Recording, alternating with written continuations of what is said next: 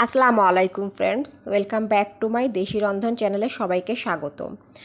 আপনারা যে যেখান থেকে দেখছেন না কেন, আশা করি সবাই ভালোই আছেন। আলহামদুলিল্লাহ, আমিও ভালো আছি। আজকে আমি আপনাদেরকে ভাপা পুলি পিঠার রেসিপি করে দেখাবো। একদম অল্প সময়ের মধ্যে কিভাবে আপনারা ঝটপট এই ভাপা পুলি পিঠার রেসিপিটা করে নিতে পারবেন। চলুন রেসিপি দেখে নেওয়া যাক। এখানে আমি একটা নারকেল কুড়ানি নিয়েছি। আমি সুন্দর করে কুড়িয়ে আমি নারকেলটা একটু সুন্দর করে ভেজে নিচ্ছি। যেহেতু ভাপা পুলির জন্য কিন্তু নারকেলটা একটু বেশি থাকলে ভালো হয়। এখানে দিয়ে দিচ্ছি আমি দারুচিনি আর এলাচ।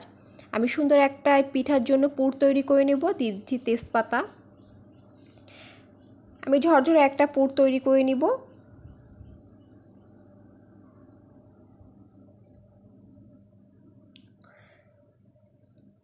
দিয়ে দিচ্ছি আমি ব্রাউন সুগার। এখানে চাইলে আপনারা গুড় দিয়েও করতে পারবেন। আজকে আমি চিনি দিয়ে এই ভাপা পুলি পিঠার রেসিপি করে আপনাদেরকে দেখাবো।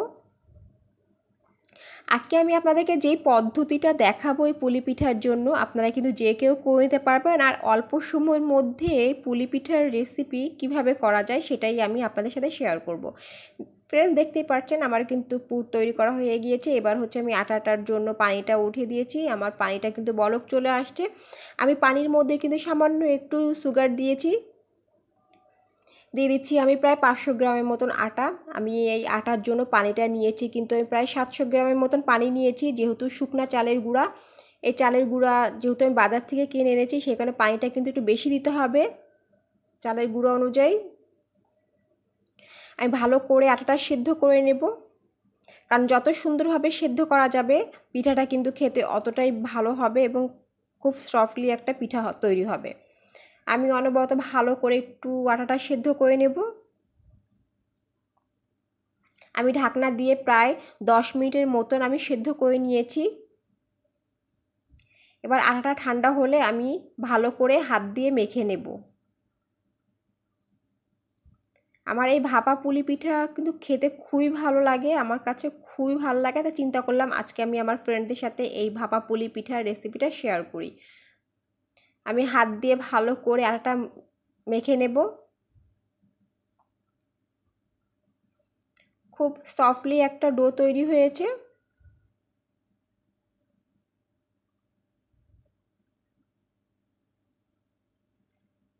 এবার আমি ছোটো ছোটো করে একটা লিচি কেটে নেব। বেশি মোটাও হবে না, একবারে ছোট চিকনও হবে না। আমি ছোট ছোট করে কেটে নিচ্ছি লিচিটা। যেহেতু এটা চালের গুঁড়ার ভাপা পুলি, সে কারণে কিন্তু বেশি মোটা নেওয়া যাবে না।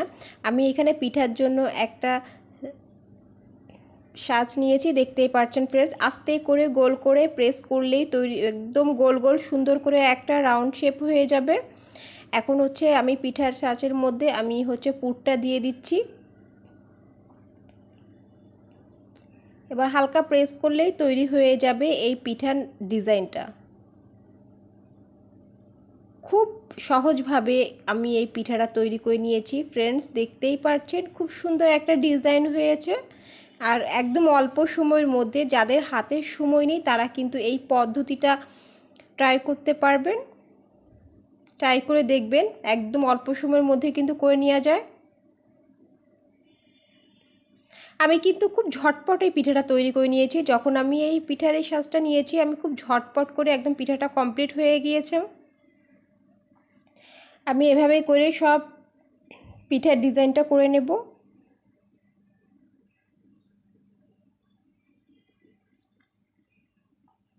আগে আমি হাতে করতাম, অনেক লং টাইম লাগতো। এখন এই পিঠার এই মেশিনটা দিয়ে আমি সুন্দরভাবে করে নিতে পারি। তৈরি হয়ে গেছে আমার সম্পূর্ণ পিঠাটা, কিন্তু আমি এইভাবেই ডিজাইনটা করে নিয়েছি। এবার চলে যাব আমি এই সেদ্ধ করার জন্য।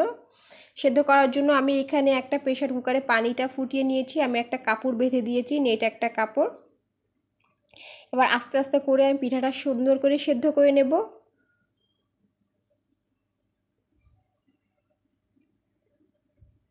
এই ভাপা পুলি পিঠা কিন্তু সেদ্ধ করা খেতে কিন্তু অসাধারণ লাগে। সেদ্ধ হয়ে গেছে, আমি প্রায় 2 থেকে 3 মিনিটের মতন সেদ্ধ করে নিয়েছি। এবার আস্তে আস্তে করে আমি পিঠাটা তুলে নিচ্ছি।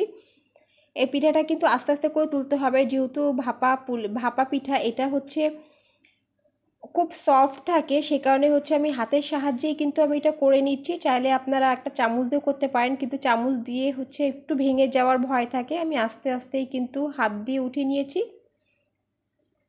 আমি এই প্রসেসে সব পিঠাটাই আমি সেদ্ধ করে নিব।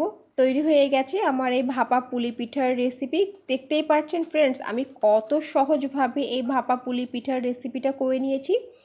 আজকের এই ভিডিওটা যদি আপনাদের কাছে ভালো লেগে থাকে অবশ্যই কিন্তু আমাকে কমেন্ট করে জানাবেন।